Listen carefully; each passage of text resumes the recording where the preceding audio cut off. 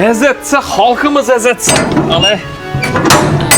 Usta ağalarım, şoför ağalarım, bilemem, maşınıza rossiyskiy antifriz salasız, yaxşı narsa salasız. Bize Roza Ramazan ayında rossiyskiy antifrizlerimizni, koreyskiy antifrizlerimizni 5+1 aksiya koyganmiz.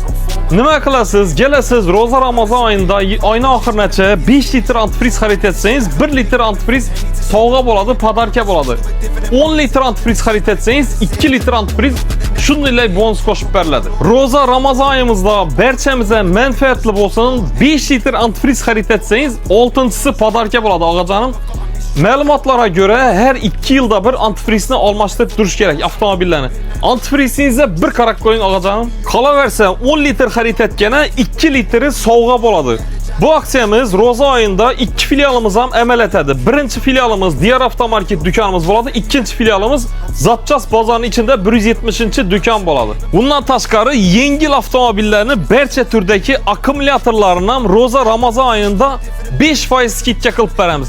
Bu skidkamiz ham ikkita filialimizga amal etadi.